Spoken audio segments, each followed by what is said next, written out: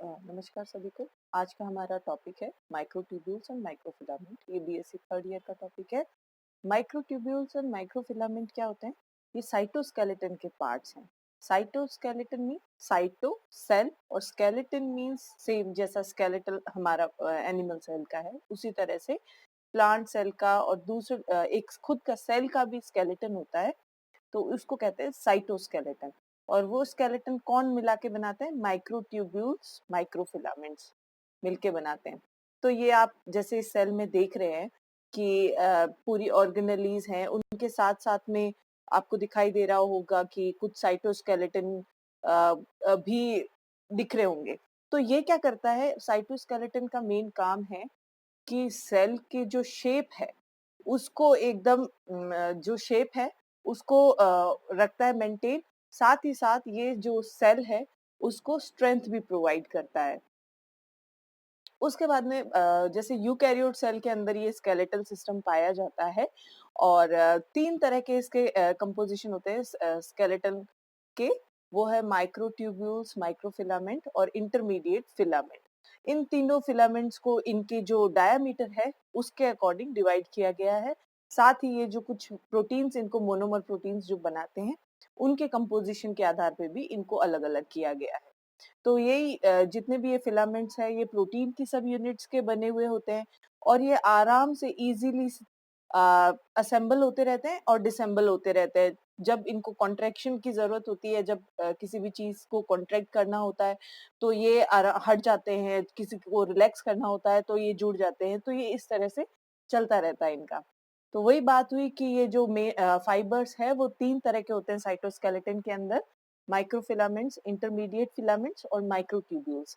जिसमें से हमारे जो सिलेबस में है वो माइक्रोट्यूब्यूल्स और माइक्रोफिलामेंट्स है। ये एक माइक्रो ट्यूब्यूल का ऑर्गेनाइजेशन है। वो कैसे बना हुआ होता है? जो माइक्रोट्यूब्यूल है वो ट्यूबुलिन प्रोटीन से बना हुआ होता है। इसमें दो तरह की ट्यूबुलिन प्रोटीन पाई जाती है: बीटा ट्यूबुलिन और अल्फा ट्यूबुलिन। ये दो ट्यूबुलिन डाइमर बनाती हैं, और वो फिर आगे प्रॉपर माइक्रोट्यूब्यूल का फॉर्मेशन करती है। तो इसमें आप देख पाएंगे कि ये प्रोटोफिलामेंट प्रोटोफिलामेंट आपको दिख रहा होगा। ये किससे बना हुआ होता है? अल्फा और बीटा ट्यूबुलिन से एक स्ट्रेट लाइन बनी हुई होती है, जिसका 4 नैनोमीटर इनका डायामीटर होता है। फिर ये मिला के क्या शीट बनाती है, प्रॉपर जीटीपी से एनर्जी लेती है, और ये इस टाइप से पूरा शीट बना के लास्ट में ये सिलेंडर जैसा एक पाइप जैसा स्ट्रक्चर बनाती है, जो बीच में से हॉलो होता है और साइड साइड में इसके ये पाइप जैसा स्ट्रक्चर है। अब आप ये देख पा रहे होंगे कि ये वाला स्ट्रक्चर, ये अपना स्ट्रक्चर है, ये वाला। इसके अंदर टोटल ऐसे जो ये प्रोटोफिलामेंट है, ये 13 प्रोटोफिलामेंट होते हैं। जो जनरल एक आइडियल माइक्रोफिलामेंट के अंदर ये ऐसे 13 प्रोटोफिलामेंट से मिलके बना हुआ होता है। इसमें दो एंड्स होते हैं, प्लस एंड और माइनस एंड। तो ये यहाँ पे है, ये प्लस एंड है जहाँ पे बन रहा है। जिस तरफ और ऐड हो रही है ट्यूबुलिन प्रोटीन्स वो प्लस एंड है, और जिस तरफ से हट रही हैं वो माइनस एंड है। जैसा कि हमने पीछे भी पढ़ा था कि ये इसके अंदर जुड़ते भी जाते हैं और हटते भी जाते हैं। फिर उसके बाद में नेक्स्ट अगर हम बात करें,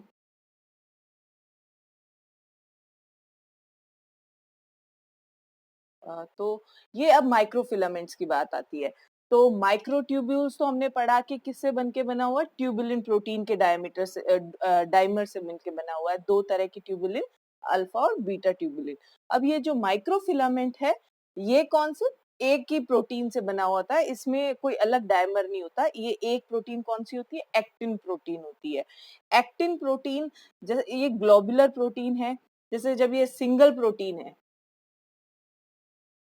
सिंगल जब प्रोटीन है तो उसको ग्लोबुलर, एक एक जो आपको सर्कल दिख रहा है उसको जी एक्टिन कहेंगे। और जब ये प्रॉपर ये कॉइल करके आपको फिलामेंट जैसा स्ट्रक्चर दिख रहा है, ये फिलामेंटस एक्टिन, या फिर जिसको शॉर्ट में कहें एफ एक्टिन कहेंगे। तो इसके भी अंदर माइनस नेगेटिव और पॉजिटिव एंड होते हैं। नेगेटिव एंड से हटते जाती है ये सब यूनिट, पॉजिटिव एंड से जुड़ती जाती है सब यूनिट। इसके अंदर एटीपी की मदद से ये जुड़ते जाते हैं। जैसे ही एटीपी इसके साथ जी एक्टिन के साथ जुड़ता है, आप देख भी पा रहे होंगे कि एटीपी का मॉलिक्यूल जी एक्टिन के साथ जुड़ा हुआ है और वो इसको इस चेन के अंदर जोड़ता रहता है, माइक्रोफिलामेंट की चेन के अंदर, और फिर वो एटीपी एडीपी में चेंज हो जाता है। जब एटीपी से एनर्जी हट जाती है तो वो एडीपी में चेंज हो जाएगा। ये आपने देखा, यहाँ पे 3 तरह के आपको फिलामेंट्स दिखाई दे रहे हैं। ये 3 तरह के फिलामेंट्स है, एक्टिन मोनोमर और ये इंटरमीडिएट फिलामेंट है, माइक्रोट्यूब्यूल्स है, जिसमें आप देख पा रहे हैं कि सबसे ज्यादा डायामीटर, सबसे ज्यादा मोटा कौन है? ये अपना माइक्रोट्यूब्यूल है, जिसकी मोटाई, जिसका डायमीटर कितना है? 25 नैनोमीटर है। ये ध्यान देने वाली चीज है क्योंकि इसके बेसिस पे भी इन तीनों को अलग किया हुआ है। फर्स्ट थिंग 25 नैनोमीटर यानी कि 25 एंगस्ट्रॉम भी कह सकते हैं इसको। तो ये इतना इसका डायमीटर होता है बाहर से। अंदर से ये खोखला होता है। खोखला मतलब अंदर की तरफ ये पाइप जैसा होता है, तो सेम अंदर की तरफ इसमें ल्यूमेन होता है। उसका डायमीटर कितना होता है? 15 नैनोमीटर होता है। उसके बाद में सेकंड है, ये आप देखा आपने, ट्यूबुलिन डायमर से बना हुआ है। सेकंड अपना इंटरमीडिएट फिलामेंट है। ये फाइब्रस सब यूनिट से मिलके बना हुआ होता है। इसका डायमीटर 8 से 12 नैनोमीटर के बीच में होता है। और थर्ड अपना जो एक्टिन फिलामेंट है वो 7 नैनोमीटर्स का होता है। तो ये जो इंटरमीडिएट फिलामेंट है, इसका नाम ही इसीलिए इंटरमीडिएट फिलामेंट पड़ा है क्योंकि ये जो अपना माइक्रोफिलामेंट और जो माइक्रोट्यूब्यूल्स है उनके बीच में है, इनका दोनों के बीच की इसकी डायमीटर है, इसी वजह से इसका नाम इंटरमीडिएट फिलामेंट पड़ा हुआ है। फिर नेक्स्ट वापस से हम माइक्रोट्यूब्यूल्स की अगर बात करें, तो माइक्रोट्यूब्यूल्स जो अपने माइटोटिक स्पिंडल्स जो बनते हैं, जो क्रोमोसोम्स को अलग करते हैं, तो वो स्पिंडल्स किसके बने होते हैं? वो माइक्रोट्यूब्यूल्स के बने होते हैं। उसके बाद में फ्लैजिला, सीलिया, इनका जो मेन बॉडी है वो भी माइक्रोट्यूब्यूल्स ही बनाते हैं। अब ये स्ट्रक्चर और कंपोजिशन की अगर बात करें तो पहले भी बताया था कि इनका डायामीटर है वो 25 नैनोमीटर होता है, जो बाहर की आउटर होती है। और अंदर से जो इसका ल्यूमेन होता है, क्योंकि ये अंदर से खोखला होता है, उसका इसका होता है 15 नैनोमीटर का साइज। और एक जो एक सिंगल चेन है, 13 इस टाइप की चेन से मिलके बना हुआ होता है। एक सिंगल जो सब यूनिट है उसका 4 नैनोमीटर लेंथ होती, डायमीटर होता है। उसके बाद में ग्लोबुलर प्रोटीन से ये मिलके बना होता है। 2 तरह की ग्लोबुलर प्रोटीन डाइमर होता है। कौन कौन सा? एक तो अल्फा ट्यूबुलिन और बीटा ट्यूबुलिन, जो कि पैरेलली अरेंज होती हैं और प्रोटोफिलामेंट्स बनाती हैं।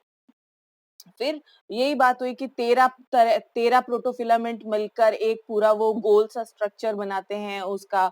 और उस अब इसके फंक्शन की बात करते हैं हम।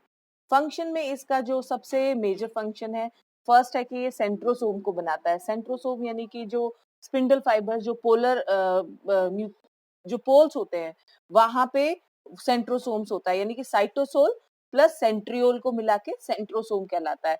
तो ये सेंट्रोसोम भी माइक्रोट्यूब्यूल से बनता है। ये जो आपने देखा है सेंट्रियोल यहाँ पे दिख रहा है आपको, उसके अंदर ये जो 9 रिंग जैसा स्ट्रक्चर है, 9 पहिए से हैं, उसमें 3 ट्रिपलेट टाइप का वो ठीक।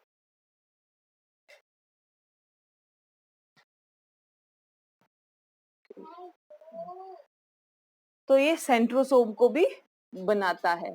ये स्ट्रक्चर देखिए, इसमें ये जो ए बी सी आपको दिख रहा है, ये एक एक माइक्रोट्यूब्यूल्स है। यानी कि ए है वो पूरा 13 रिंग होती है इसके अंदर, प्रोटोट्यूब्यूल्स की, वो 13 ए के अंदर है। वैसे बी के अंदर भी 13 वही सिलेंड्रिकल स्ट्रक्चर है पूरा, सी के अंदर भी वैसे ही। तो इस टाइप से ये सेंट्रियोल का स्ट्रक्चर है और इसके अंदर ये पूरे टोटल 9 सेट है। 9 सेट के अंदर ये 3-3 ए बी सी का इस टाइप से ग्रुप पूरे 9 सेट में होता है माइक्रोट्यूब्यूल्स का।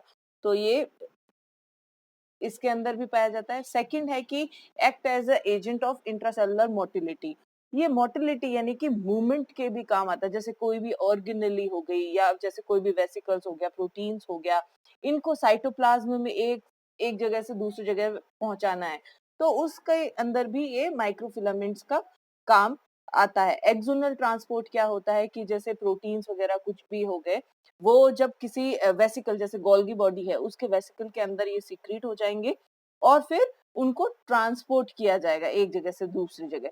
तो ये एक्सोनल ट्रांसपोर्ट है। उसके अंदर भी ये इंटरमीडिएट ये माइक्रोफिलामेंट्स का इम्पोर्टेंट रोल है।